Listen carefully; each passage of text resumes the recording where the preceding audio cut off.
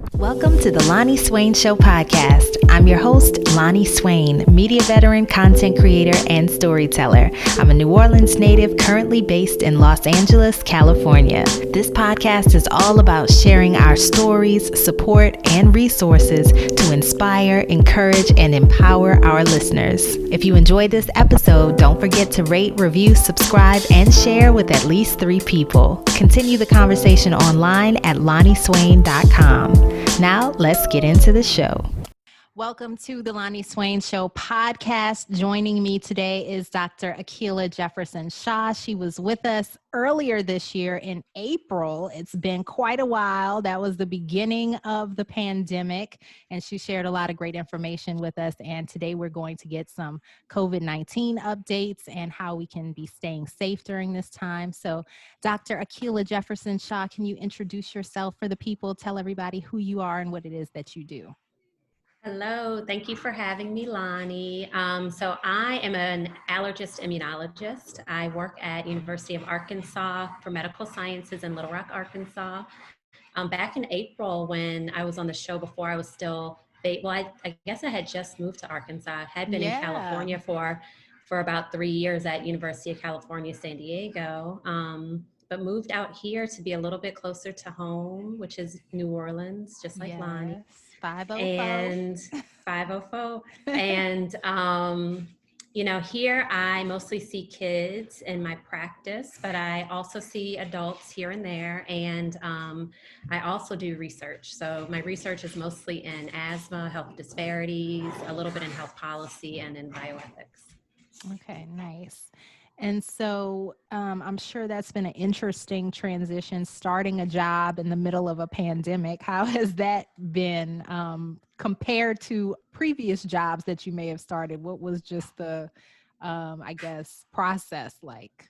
Yeah, so one big thing is I did a lot of my meeting people and interviewing and orientation via Zoom, which was super weird. I'd been to the campus before all of this, but I didn't have a chance between kind of April and when I started to tour the campus, to tour the clinics, to tour my office, any of that kind of stuff that you would normally do until I was an actual employee. So that was weird. I did days and hours of Zoom calls to prepare for this, which I know everybody's tired of Zoom now. Right, but so you're a Zoom professional. girl, Add that to the resume.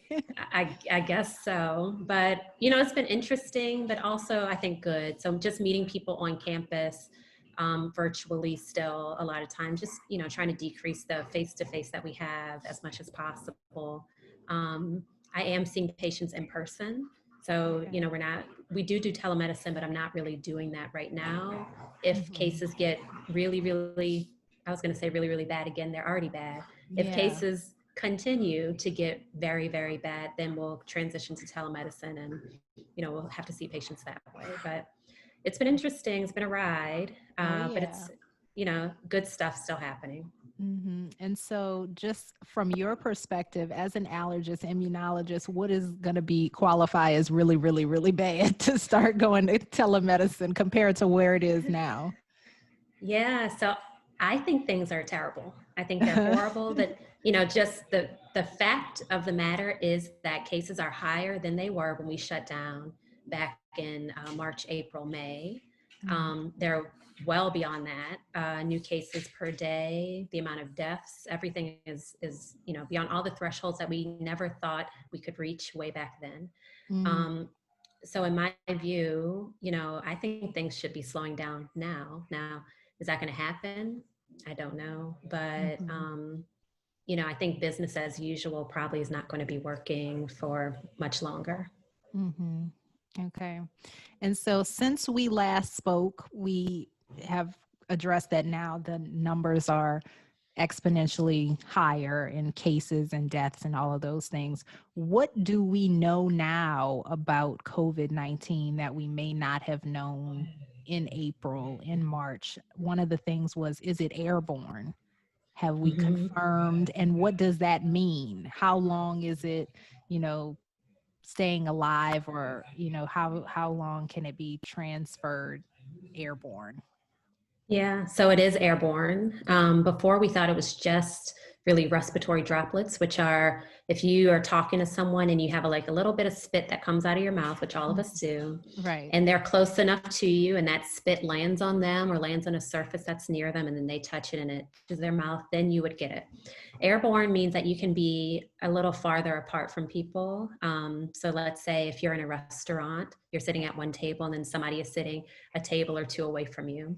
It can travel that far to So get to more that than person. the 6 feet. Probably more than 6 feet. And when you say more than, it's still an open question. So it's not, to be honest, it's not 100% clear. We think maybe in some cases more than 6 feet, particularly if it's not in a well ventilated place.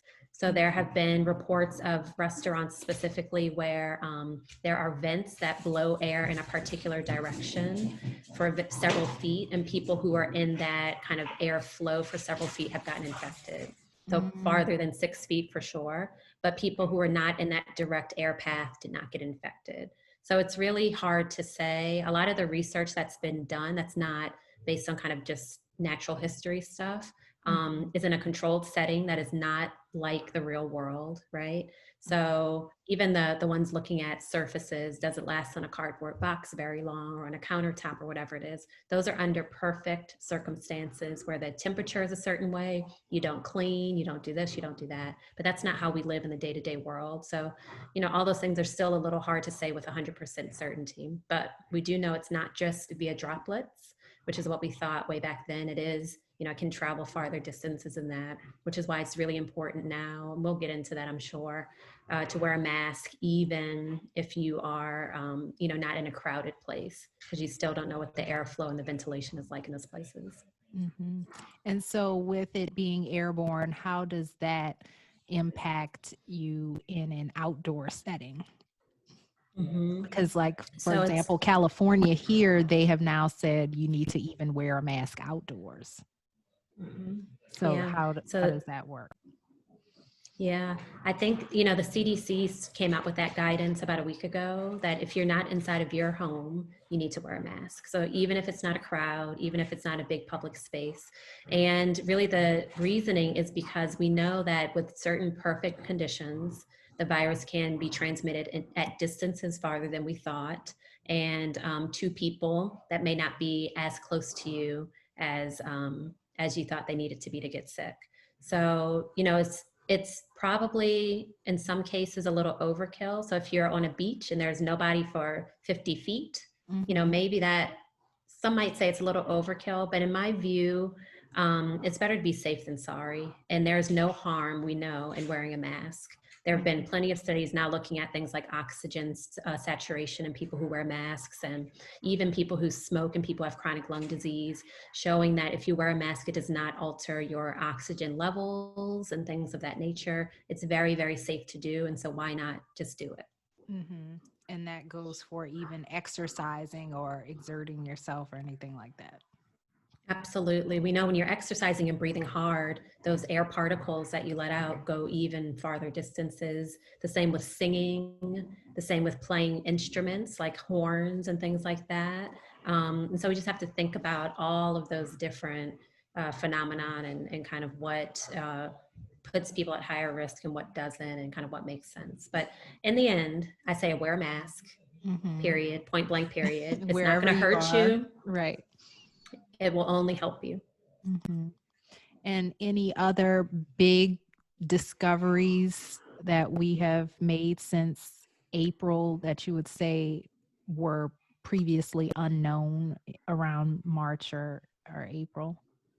I think the treatment is a little bit better. So there is one FDA approved treatment for severe COVID-19, and that is something called remdesivir, which is an antiviral medication that you get via an IV infusion in the hospital. There are also some medications that have been approved via emergency use authorization by the FDA. There are plasma treatments, antibody treatments, and then also there are other things like steroids that have been used very widely. And now there's lots of research that's come out showing that those things do help patients who are sick. So I think in general, we know how to treat it better. So even though there are more people overall who have died since April, the rate of death is actually a little bit less than it was early on. But the number of cases are still much higher than they were early on. Okay. And one of the things that I've noticed that has improved since April, March is the accessibility to testing. Before, I remember they said that there was a very specific criteria for getting a COVID test, and that was you had to have so many symptoms and you had to have tested negative for the flu. So one of the things that I wanted to get clarification on, if you tested positive for the flu, does that automatically cancel out that you had COVID? Can they not coexist at the same time? They can absolutely coexist at the same time. Any respiratory virus, you can have more than one at a time. So there's COVID-19, or SARS-CoV-2 is the virus that causes COVID-19. There's influenza. There are other coronaviruses that cause common colds, rhinovirus, all kinds of viruses that people get on a regular basis. And you can definitely have more than one at a time. So now, like, I got tested last week because I wasn't feeling well, and both were negative, thank goodness. But I got tested for flu and for COVID at the same time. Okay. And I think that's kind of a smart thing to do, particularly because we're definitely in the middle of flu season. So it's possible that your symptoms are due to that, but it does not mean that you could not have both of them at once, unfortunately.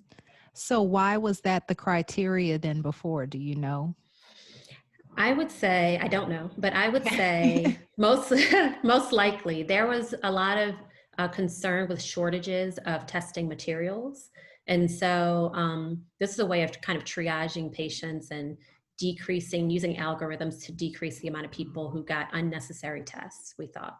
And so these strict criteria kind of led to that. But in the end, I think, the variability in the symptoms that people have when they're infected leads to, you really have to test more than you kind of probably think you should in a lot of cases, because you just never know. There are people who are asymptomatic. There are people who just lose their sense of smell, people who, have severe pneumonia. It's such a variety of symptoms. And so now you're right, it's a lot easier to get tested than it was back then. The infrastructure is just better. People know now that the criteria didn't make all that much sense before. And then also, I do want to put a plug in though. There are still testing bottlenecks when there are lots of people who want to get tested. So for instance, right before Thanksgiving, it was very hard in a lot of places to get tested because everyone wanted to get tested and then travel. And I suspect the same thing will happen that week before Christmas, where, today it might be okay and easy to get a test, but a week before Christmas, it might be a little bit more difficult. Okay. And so this is a good segue into traveling for the holidays. Let's start there. Is it valid or valuable to get tested before you travel? Is that doing anything for you per se, making your trip and your travels safer?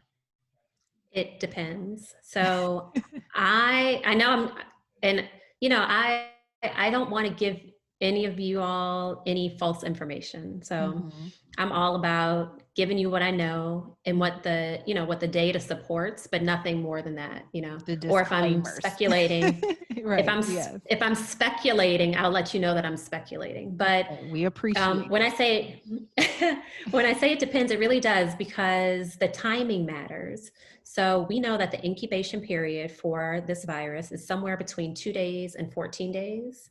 The average person will start to show symptoms by day 5 after infection. So, and then also for testing, usually you start testing positive around day 5 to day 7 after you're infected. Okay. Oh, I hadn't heard that. You don't test positive till day 5 of your infection. So wow. It's highly variable. Now that's on average, right? There are some people who test positive later than that. Some people test positive a little earlier than that. So if let's say I go out tomorrow and I get infected, somebody with SARS-CoV-2 coughs on me and I get infected, and then I get tested the next day, my test will probably be negative. And then I go travel, and the whole time I'm shedding virus, spreading it around. And then 4 or 5 days later, I will start to show symptoms. And that's when I know, oh, hey, and then I'll get tested and it will be positive. That's the typical course of things. So it really matters the timing. There's been some guidance by some people to get tested and then to quarantine for a few days after that to make sure you're not having symptoms. And then you might be safe to travel. I still think it's too risky. To I think travel. that to travel and to trust that a negative test on today doesn't mean that you're not going to get exposed somewhere in between that kind of makes you contagious and symptomatic and sick.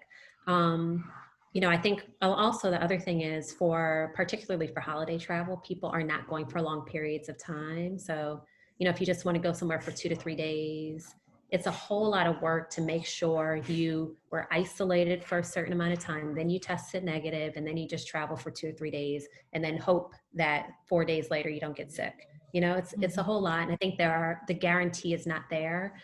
I think people are falsely confident in the testing, unfortunately, and the timing really, really, really matters. Last thing, all tests are not the same. It depends on which test you get. So PCR tests are the gold standard. They're the most accurate, the most sensitive. But the Is that PCR a test, blood test, or can you kind of it's clarify it's what a the test is? absolutely, it's a nasal swab or nasal pharyngeal swab. So there are two types of tests that you can get. That's a nasal swab. One is a PCR and one is an antigen test. PCR are more accurate. There are rapid PCR tests where you can get a result within a few hours. And then there are also PCR tests that take a few days to come back.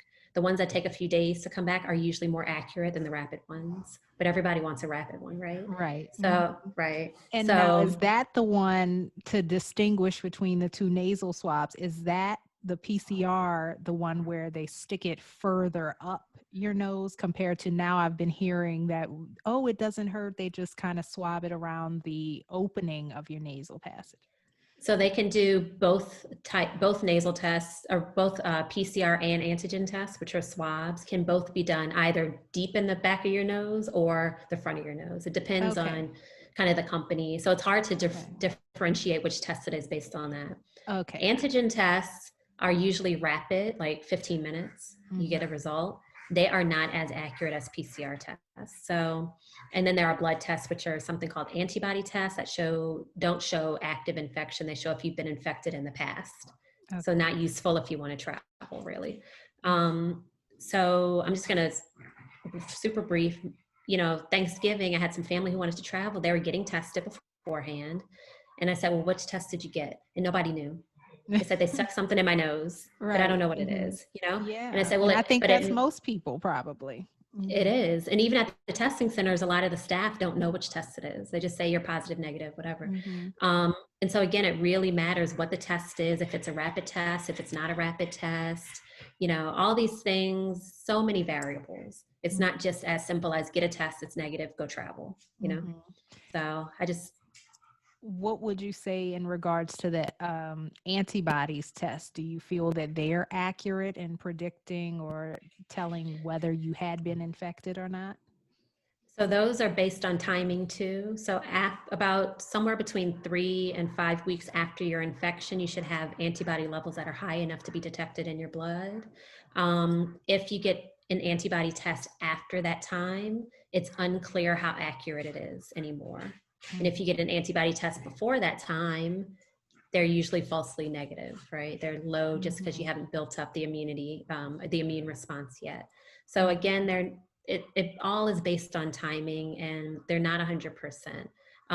It's not good, I think, for just long-term planning. Like, did I get infected somewhere between April when all this or March when all this started, and now I want to get an antibody test? It's not going to help because the time, it's just been way too much time to be able to tell for sure. Okay. And then I still want to go back to the travel thing, but if you are getting tested and, say you have some antibodies in your system, how are they estimating reinfection cases right now? Is that increasing, of people getting reinfected more than once, twice, 3 times, anything like that? Yeah. So it's not, there are not that many reports of reinfection. There are reports of it, but not so many where it's, thousands of people being reinfected. Mm-hmm. There are a handful of reports from all over the world of this happening, so we know it can happen.